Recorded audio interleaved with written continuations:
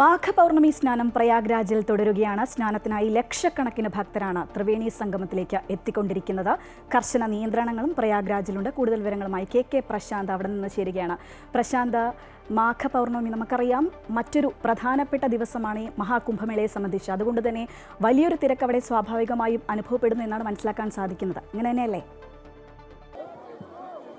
ശ്രീജ, തീർച്ചയായും നമ്മൾ ഈ പ്രതീക്ഷിക്കുന്നതിനപ്പുറത്തേക്കുള്ള ഒരു തിരക്ക് തന്നെയാണ് ഈ മാഘപൗർണമിയുമായി ബന്ധപ്പെട്ട ഇപ്പോൾ പ്രയാഗ്രാജിൽ കാണാൻ കഴിയുന്നത്. നമുക്കറിയാം, ഇത് ഇപ്പോൾ നമ്മൾ നിൽക്കുന്നത് ഗംഗയുടെ കരയിലാണ്. ഇവിടെ നിന്ന് പക്ഷേ ത്രിവേണി സ്നാനം നടക്കുന്ന ഘട്ടിലേക്ക് വലിയ ദൂരമുണ്ട്. ആ ദൂരം അങ്ങോട്ട് ഇപ്പോൾ കടത്തിവിടുന്നില്ല എന്നുള്ളതാണ് പ്രധാനപ്പെട്ട കാര്യം.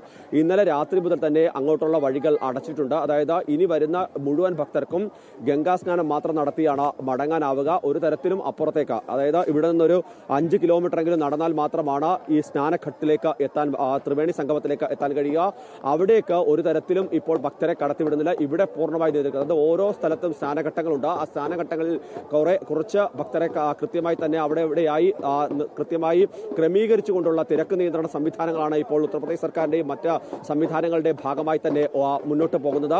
ഒരു തരത്തിൽ അതായത് നേരത്തെ നമ്മൾ കണ്ടതാണ്, പലതരത്തിലുള്ള അപകടങ്ങൾ ഉണ്ടാകുന്ന ഒരു സാഹചര്യം ഉണ്ടാകുന്നത്. അതുകൊണ്ട് തന്നെ ഇവിടെ കൂടുതലായി ഒരു സ്ഥലത്തും ഭക്തർ തിങ്ങിക്കൂടുന്നത് അനുവദിക്കില്ല. അതിന്റെ ഭാഗമായി തന്നെയാണ് ഇത്തരം ക്രമീകരണങ്ങൾ എന്നുള്ളതാണ് ഏറ്റവും പ്രധാനപ്പെട്ട കാര്യം. ഏതായാലും ഈ ദിവസത്തിന്റെ പ്രത്യേകത നമുക്കറിയാം.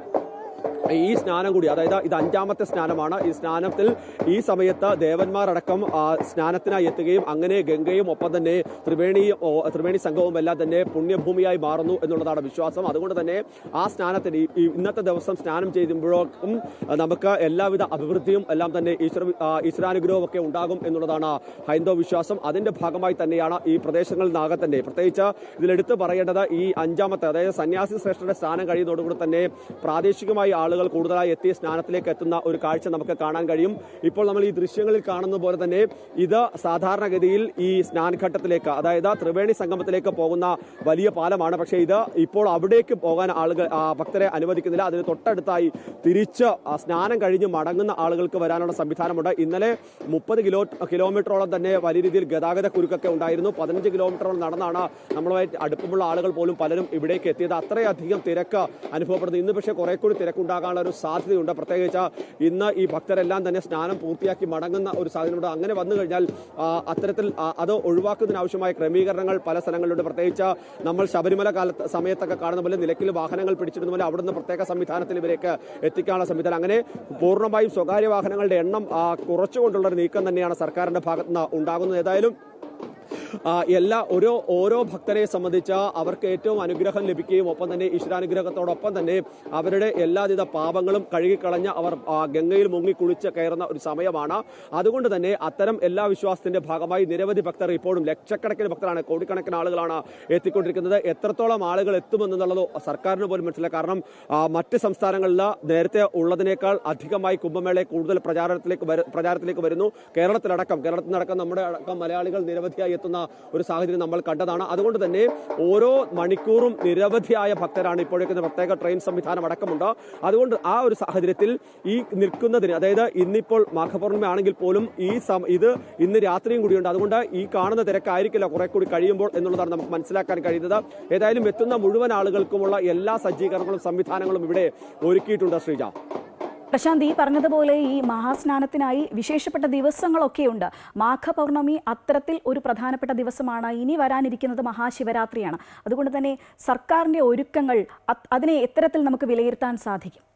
ശ്രീ, നമുക്കറിയാം 144 വർഷത്തെ ഒരിക്കലാണ് കുംഭമേള, അർദ്ധകുംഭമേള, പൂർണ്ണകുംഭമേള. അതിനുശേഷമാണ് ഇത്തരത്തിൽ മഹാകുംഭമേളയിലേക്ക് കാര്യങ്ങൾ എത്തുന്നത്. അതുകൊണ്ട് തന്നെ ഈ സമയത്തുള്ള കുംഭമേളയ്ക്ക് ഏറ്റവും പ്രാധാന്യമുണ്ട്. കാരണം നമ്മുടെ ഒരു മനുഷ്യായുസ്സിൽ നമുക്കോ പൂർവികർക്കോ ഒരുപക്ഷെ ഒരു മഹാകുംഭമേള അനുഭവിക്കാൻ, അതിനെ അടുത്തറിയാൻ, അതിന്റെ ഭാഗമാകാൻ കഴിഞ്ഞിട്ടുണ്ടാകില്ല. അതുകൊണ്ട് തന്നെ ഈ ഒരു മനുഷ്യായുസ്സിൽ നമുക്ക് കിട്ടാവുന്ന ഏറ്റവും വലിയ ഈശ്വരാനുഗ്രഹമായി തന്നെയാണ് മഹാകുംഭമേളയെ ഓരോ ഭക്തനും കാണുന്നത്. അതുകൊണ്ട് കൂടിയാണ് എല്ലാവരും ഇവിടേക്ക് എത്തുന്നു. നമ്മൾ പലരോടും സംസാരിച്ചു എന്തുകൊണ്ട് ഇത്ര കുംഭമേളകൾ സാധാരണ ഉണ്ടല്ലോ, എങ്ങനെയുണ്ട് ഇത്തവണ എന്ന് ചോദിക്കുമ്പോൾ എല്ലാവരും പറയുന്നത് മഹാകുംഭമേളയല്ലേ, ഇനിയും ഒരു മനുഷ്യായുസിൽ നമുക്കത് അനുഭവവേദ്യമാകാൻ കഴിയില്ല എന്ന് തന്നെയാണ് അവർ വ്യക്തമാക്കിയത്. അതുകൊണ്ട് തന്നെയാണ് ഇത്രയും അധികം ആളുകൾ ഇങ്ങോട്ട് എത്തിക്കൊണ്ടിരിക്കുന്നത്.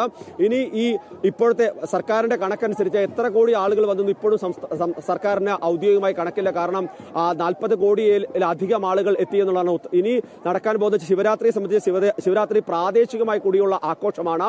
അതുകൊണ്ട് തന്നെ നമ്മുടെ നാട്ടിലേക്ക് സാധാരണ ഇതിൽ ശിവരാത്രി ബലിതർപ്പണത്തിന്റെ സമയമായി മാറുകയാണെങ്കിൽ ഇവിടെ പക്ഷേ സ്നാനത്തിന് കൂടി പ്രാധാന്യമുണ്ട് പ്രയാഗ്രാജിൽ, പ്രത്യേകിച്ച് കുംഭമേളയിൽ. അതുകൊണ്ട് തന്നെ ശിവരാത്രിയോടുകൂടി തന്നെയാണ് ഇത്രയധികം ദിവസം നീണ്ടു നിൽക്കുന്ന കുംഭമേള അവസാനിക്കുന്നത്. അത് അവസാന ദിവസമായതുകൊണ്ട് തന്നെ സർക്കാർ പ്രതീക്ഷിക്കുന്ന വലിയ തിരക്ക് തന്നെയാണ്. അതിനാവശ്യമായ കൂടുതൽ സജ്ജീകരണങ്ങൾ, ട്രെയിൻ സംവിധാനങ്ങൾ, മറ്റ് സംവിധാനങ്ങൾ, സുരക്ഷാ സംവിധാനങ്ങളെല്ലാം തന്നെയുണ്ട്.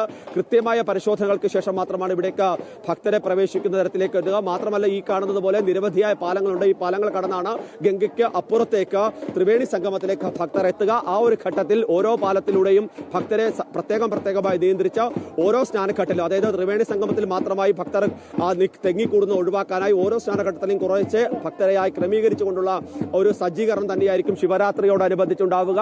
ഉറക്കം നിന്നുകൊണ്ട് ശിവന് വേണ്ടി പ്രാർത്ഥിച്ചുകൊണ്ട്, നമുക്ക് വേണ്ടി പ്രാർത്ഥിച്ച്, നമ്മുടെ പൂർവികർക്ക് വേണ്ടി പ്രാർത്ഥിച്ചുകൊണ്ടാണ് ശിവരാത്രി എല്ലാവരും ആഘോഷിക്കുന്നത്.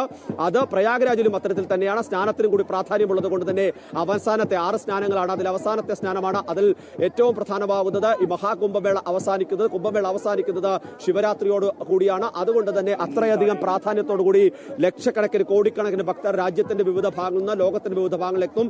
മറ്റൊന്ന് പ്രാദേശികമായുള്ള ഒരു ആഘോഷത്തിന്റെ ഭാഗമാകുന്നത് കൊണ്ട് തന്നെ ഭക്തർ കൂടുതലായി ഇവിടേക്ക് എത്തും. ശ്രീജ.